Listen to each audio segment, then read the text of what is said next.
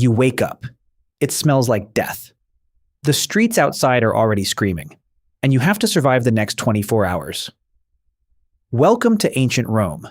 Population, 1 million, running water for almost nobody. Toilets, basically optional. Let's start at dawn. The sun isn't even up yet, but Rome never really sleeps. You live in an insula, a Roman apartment building, 6 floors up, rickety, possibly on fire later. Insulae were notorious for collapsing. Landlords built them cheap and packed them full. The higher your floor, the cheaper the rent. Also, the more likely you die in a fire. There's no elevator. There's barely a staircase, just steep, dark, narrow steps that smell like urine. You need to relieve yourself. There is no toilet in your apartment. You have 2 choices. Walk down 6 flights to the communal pot on the ground floor, or use a chamber pot and dump it out the window. Roman law technically required you to warn people before dumping waste from a window. You had to shout. Most people did not shout. If you were hit, you could actually sue. Roman legal texts document this. People were hit. Often. Now you're downstairs. The smell of the street hits you like a physical force. Rome had no garbage collection. Waste was dumped in the street, piled in alleyways, or thrown into the Tiber River. The Tiber, by the way, was also the water supply for a large portion of the city's poor. Rich Romans had access to the famous aqueducts, clean, running water piped directly into their homes. You are not rich. You carry your water in a jug from a public fountain if there's one nearby. It's now roughly 6 a.m. You're hungry. But cooking in your apartment is almost certainly illegal. Open flames in wooden insulae caused constant fires. The Great Fire of Rome in 64 AD wiped out 10 of the city's 14 districts, so instead, you eat out. Rome had thousands of thermopolia, ancient fast food counters built right into the street. They sold bread, lentil stew, olives, salted fish, and wine. Breakfast of champions. The wine, by the way, was almost never drunk straight. It was mixed with water and sometimes with seawater, on purpose. Romans also flavored food with garum, a fermented fish sauce made by leaving fish guts in the sun for months until they liquefied. They put it on everything. It was considered a delicacy. Entire neighborhoods smelled like the inside of a fish. Now you need to get somewhere. This is where things get dangerous. Roman streets were narrow, loud, and absolutely packed. Julius Caesar actually banned wheeled vehicles from the city during daylight hours. This meant all deliveries happened at night, which meant Roman nights sounded like this. Constant cartwheels on stone. All night, every night. Sleep deprivation was a serious problem in ancient Rome. The poet Juvenal complained that you literally could not sleep in the city. Walking itself was also a hazard. Streets had no sidewalks in poor areas. You shared the road with donkeys, pigs, and wagons. Rome also had no street lighting. After dark, the city became pitch black and genuinely terrifying. If you were wealthy, you had slaves carry torches ahead of you. If you were poor, you stayed home. Or you didn't come home at all. Muggings were so common that Juvenal wrote that it was foolish to go out to dinner without making your will first. There was no police force in the modern sense. Rome had the vigils, fire watch, and basic night patrol. Roughly 7,000 men for 1 million people. But let's get back to your morning. You're navigating the streets. You're heading somewhere, maybe to the Forum. The Roman Forum was the beating heart of the city. Business, politics, gossip, law courts, all of it happened here. If you were a free male citizen, the Forum was your social media, your news channel, and your stock market all at once. If you were a woman, a slave, or a foreigner, you existed on the edges of this world, technically present, largely invisible. Rome's population was roughly 1/3 enslaved people. Slavery was the absolute bedrock of Roman society. Slaves built the roads, cooked the food, educated the children, ran the businesses, and staffed the mines. The mines were a death sentence. Lead mines, silver mines. Average life expectancy once you were sent there was measured in months. Rome used so much lead, in pipes, cookware, wine vessels, that some historians believe lead poisoning affected the entire ruling class. Lead acetate was actually added to wine as a sweetener.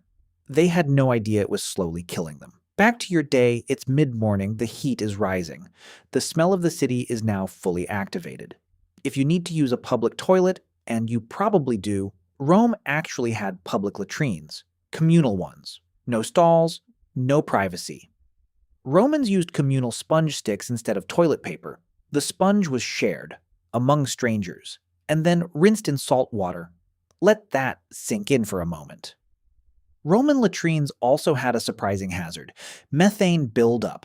There are recorded cases of flames shooting up from the latrine holes. Romans had a goddess for this, Cloacina, goddess of the sewers.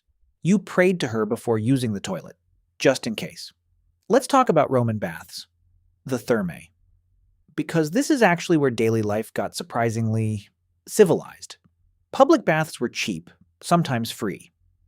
Romans bathed every day. It was a social ritual, not just hygiene. The baths had cold rooms, warm rooms, hot rooms, exercise yards, libraries, snack vendors, and sometimes even prostitutes. Romans did not use soap. They oiled their bodies, exercised, then scraped the oil, sweat, and dirt off with a curved metal tool called a strigil. The bathwater was not changed frequently. Everyone was soaking in everyone else's everything. Eye infections were rampant at the baths. Roman medical texts are full of bath-related illness reports. Speaking of medicine, Roman medicine was a fascinating mix of genuine insight and absolute nightmare. Romans understood anatomy, performed surgery, had hospitals called valetudinaria, and used willow bark, which contains aspirin. They also treated epilepsy by drinking the blood of a freshly killed gladiator, and used wolf dung as a medical treatment, externally. Hopefully. Gladiators, by the way, were the rock stars of Rome, hated and adored simultaneously. Most were slaves or prisoners. Some were volunteers, drawn by the fame, the money, and the sponsored lifestyle. Their diet was deliberately high in barley and beans to build a layer of fat that protected their organs and made wounds look more dramatic. The thumbs down death signal in the arena? Almost certainly a myth.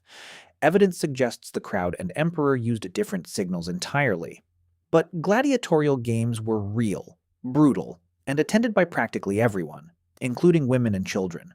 The games could last all day: executions in the morning, beast hunts at noon, gladiator fights in the afternoon. A full day out. Animals from across the empire were shipped to Rome just for these spectacles: elephants, lions, crocodiles, ostriches, giraffes. The ecological impact was enormous. The Roman games drove the North African elephant to extinction. Hippos were nearly wiped out. Back to your day. It's afternoon now. The heat of the Roman summer is brutal. The city slows down. Romans had a siesta culture. Shops closed, citizens rested, even the law courts went quiet. The main meal of the day was in the late afternoon, the cena. If you were poor, it was bread, olives, and whatever was cheapest. If you were wealthy, the cena was an event. Multiple courses, exotic ingredients, entertainment. Dinners that lasted for hours. Romans ate lying down, on couches, reclining on their left side. This is how you showed status. Rich Romans served things like roasted dormouse stuffed with nuts, flamingo tongue, and sea urchins preserved in honey. Vomiting between courses was not the common practice historians once claimed. But overeating absolutely was. Evening is falling. The sun dips below the 7 hills, and the city begins its nightly transformation. Remember, no streetlights, no police. The darkness of ancient Rome was a different kind of darkness than we experience today. Fires were a constant terror. Rome burned regularly. Crassus, Rome's wealthiest man, owned a private fire brigade. He would arrive at the fire and offer to buy the burning building from the desperate owner at a drastically reduced price. If the owner agreed, Crassus would then put out the fire. If the owner refused, Crassus would let it burn. This was legal. This was business. The nighttime streets were prowled not just by muggers but by political gangs. Rome's political system was increasingly violent by the late Republic. Senators hired thugs. Mob violence shaped elections. If you were unlucky enough to witness a political conflict, your safest move was to become very small and very invisible very quickly. Disease was another constant companion. Malaria was endemic in Rome. The Tiber's marshy surroundings were a mosquito paradise. Average life expectancy in Rome, approximately 25 years, dragged down by catastrophic infant mortality. If you survived childhood, you might make it to 50 or 60. Some Romans lived much longer, but many, many didn't. Roman children were not legally protected from abandonment. Babies could be left at specific spots, the columna lactaria, and anyone could take them. Many of these children were raised as slaves. Or worse, it's getting late now. You're back in your insula, 6 flights up. The cart noise has started again. You check the walls for cracks, because Insula collapsed without warning. Neighbors 2 blocks away lost their building last month. Emperor Augustus eventually passed laws limiting insula height to 70 feet. Trajan later capped them at 60. Buildings still fell anyway. You blow out your oil lamp. The room is completely dark. The smell of smoke lingers. The carts rumble. Someone nearby is shouting. And yet, Rome was also magnificent. Genuinely, breathtakingly magnificent. The Pantheon, the Colosseum, 11 aqueducts delivering over 1 billion liters of water daily. Roads stretching 400,000 kilometers across an empire. Rome had free grain for citizens, public baths, massive entertainment, a legal system, public health infrastructure. By the standards of the ancient world, Rome was extraordinary, a city that shouldn't have been possible. But it was also a city built on the backs of the enslaved, the conquered, and the forgotten. Every marble column was quarried by someone who didn't choose to be there. Every road paved by hands that didn't earn a wage. The Rome of the history books, the Senate, the togas, the speeches, that was for maybe 5% of the population. For the other 95%, it was the smell, the noise, the hunger, the fear, the fire, and the hope. Hope that tomorrow the breadline would be shorter, that the building wouldn't fall, that the baby would survive. You survived your 24 hours. Barely. And now you get to do it all again tomorrow.